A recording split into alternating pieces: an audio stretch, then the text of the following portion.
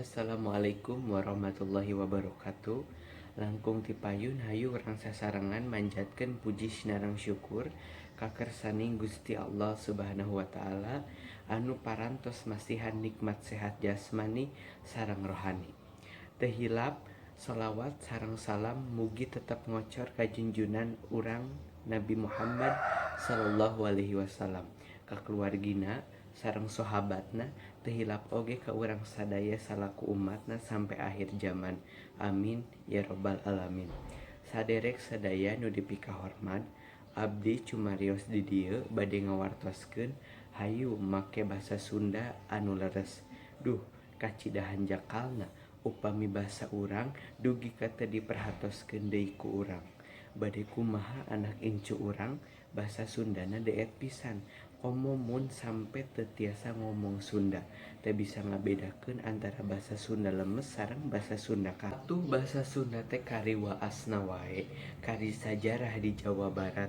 Saderek sadaya nu dipikahormat, sakali deui simkuring umajak hayu make basa Sunda. Saha deui nu baris ngajaga hirup uripna ngariksa miara basa Sunda teh iwal ti urang kanggo ngajaga jeung ngamekarkeun basa Sunda. Basa Sunda teh milik urang Sunda. Maju mundur basa Sunda sareng mekar henteuna gumantung ka urang. Diri nu dipikahormat, budaya anu tumuwuh di masing-masing bangsa teh sareng suku-suku bangsa teh ngawujudna nyaeta dina bahasa, kasenian, pakaian, sareng adat kebiasaan anu sanesna. Sajabat teh eta aya budaya anu langkung linuhu nyaeta budaya anu ngajangelek dina wujud ilmu pangaweruh teknologi sareng anu sanesna. Hadirin nu dipikahormat, miara sareng ngamumule basa Sunda teh kacida periogina, utamina dina komunikasi sadidinten, nanging hanjakal pisan dina zaman kiwari. Sawatara anu aranom Sunda tos ampir hilap kana basa warisan leluhurna. Teu sadar laun-laun mah basa nu kapungkur dipikareus serta diagul-agul teh bakal ilang tina kahirupan urang nu aya di tatara Sunda.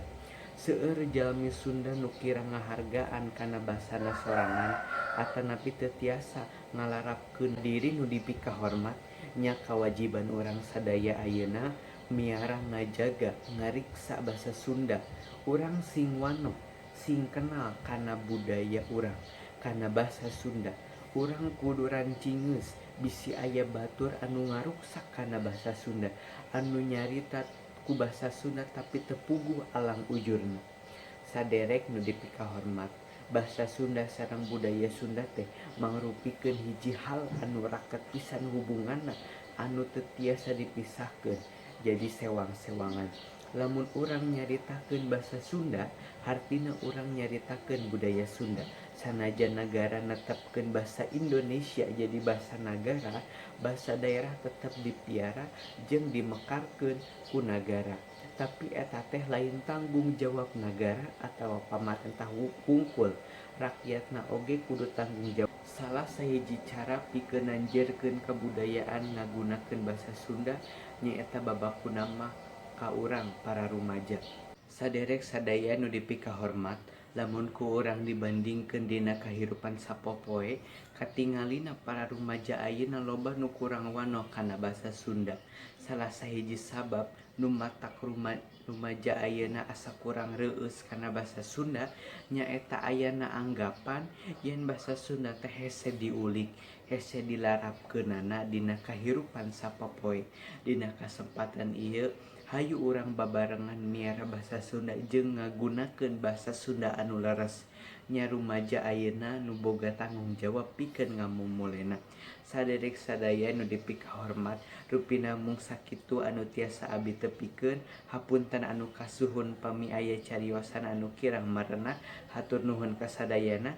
Wabillahi taufiq wal hidayah. Wassalamualaikum warahmatullahi wabarakatuh.